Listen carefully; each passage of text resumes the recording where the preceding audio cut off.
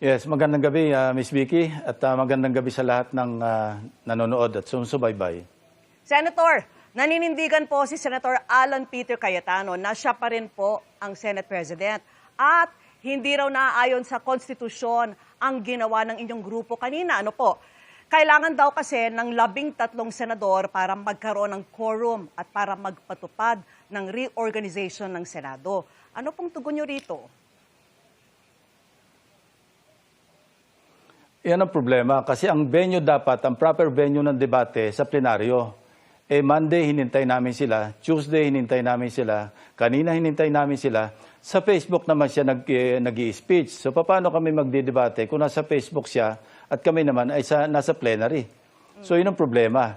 So ang realidad, 12 kami, 10 sila, ano yung majority? At this is not without legal basis at saka president. Dahil yung Abilino versus Cuenco, maliwanag na yung 22 kami ngayon. Dahil nga yung dalawa indisposed at sinasabi doon, outside the coercive power of the Senate. At hindi makokompel ang kanilang attendance. Yun ang operative words doon sa ruling na yun. Tapos 2015, nung tumawag si Senate President Drilon noon, ang naging base number noon 17. Kasi I think 3 o 4 ay nasa abroad at yung 3 ay nakakulong. So ang naging majority noon nakapag-conduct ng business at nakapag-elect 12. So pinag-aralan namin to kasi kaninang alauna nung nalaman naming mag-aatin ng session si Senator Chis Escudero, tinawag namin yung aming mga legal staff at aming diniscuss kung ano yung pwede mangyari. At yan na nga yung nangyari. Nag-reorganize kami. Mayroong motion to declare all positions vacant, including that of the Senate President. But we could not yet elect a new Senate President kasi sa Constitution, maliwanag na 13 ang bilang na kailangan. Tsaka kanina rin, sinabi ni Senator Gatchalian na ayon nga sa rules ng Senate, the Senate cannot adjourn for 3 straight days. So to set the record straight, Senator Lacson, si Senator Alan Peter Cayetano pa rin ba ang Senate President o hindi na? Hindi na. Kasi vacated na yung kanyang posisyon. Bakante ngayon ang posisyon ng Senate President. Now, we're waiting for the 13th Senator para makapag-elect kami ng bagong Senate President. Now, if the new minority group makakaproduce naman ng 13, which I doubt, pwede sila mag-elect ng kanilang Senate President. Kaya maliwanag ngayon, 22, 12 kami, 10 sila, at wala kaming session. Unless tumawag ng special session ng Pangulo, hindi kami makapag-elect ng mga bagong officers ng Senado. Pero Senator, kanina po, merong ipinamahagi na sulat nga si Cayetano na nagdeklarang nakasinedye adjournment na ang Senado. Natanggap niyo ba ang letter na ito? Pwede nga bang magdeklara ng sinedye adjournment sa pamamagitan ng isang sulat? Hindi, illegal yon.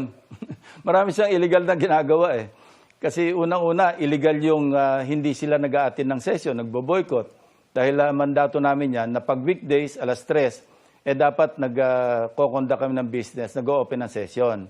So kanina, yun ang pinaka-illegal kasi bigla siya nag-declare ng isinidye para hindi maituloy yung session kaninang 3:00 na hindi namin sinunod.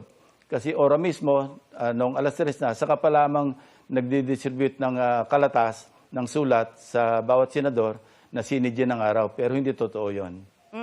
Senator, sa pahayag ng bagong mayorya, bakante nga ang posisyon ng Senate President. Pero hindi pa nyo formal na mailuklok sa pwesto si Senate President Pro Tempore Win Gatchalian dahil kulang pa po kayo sa kinakailangang 13 boto.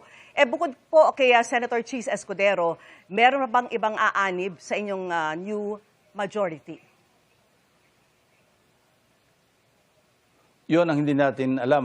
As days go by, bago mag-open yung session, yung second regular session sa July 26, mali natin, baka maging yung SB 11 na SB 12 na ngayon, maging SB 13, 14, 15. We do not know.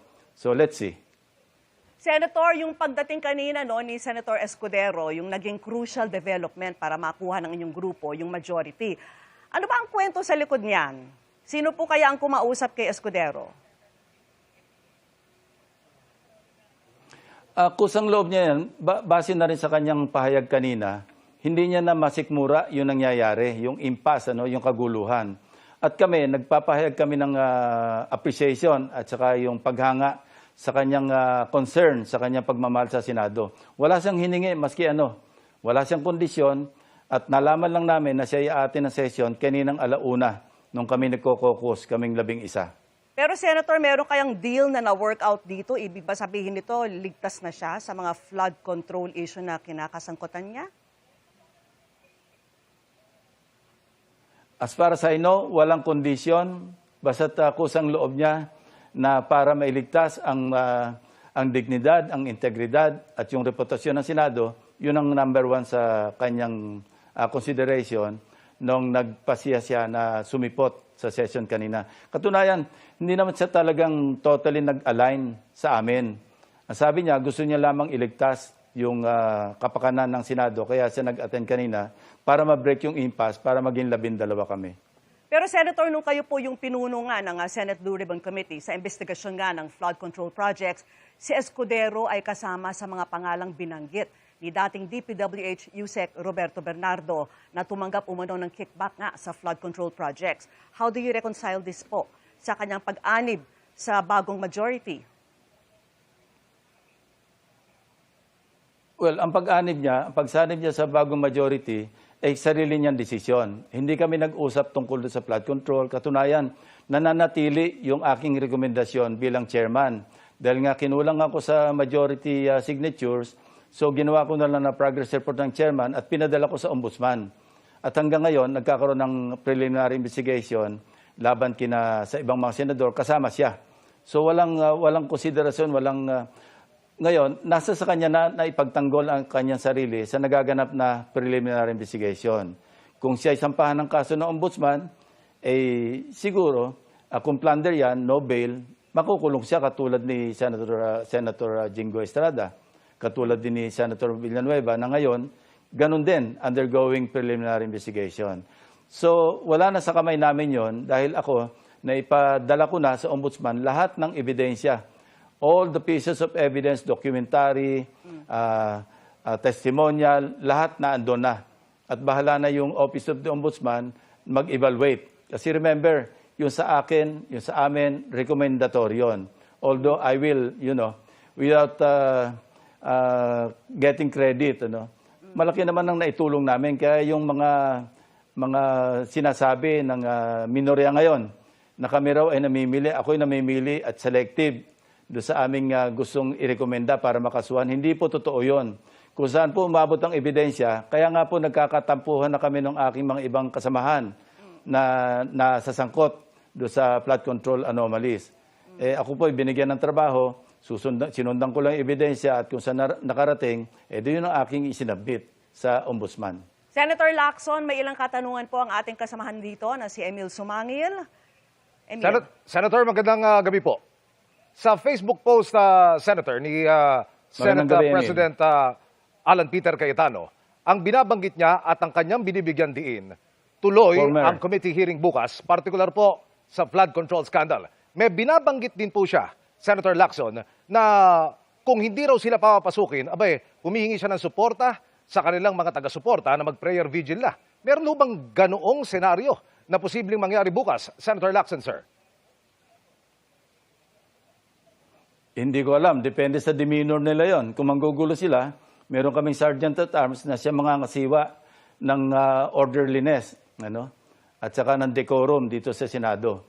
Sa ngayon, ang sasabihin ko lang, illegal yung gagawin nilang pagsasagawa ng hearing kasi nga vacated na at may bago ng chairman yung Blue Ribbon Committee.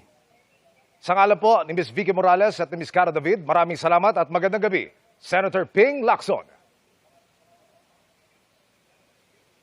Magandang gabi.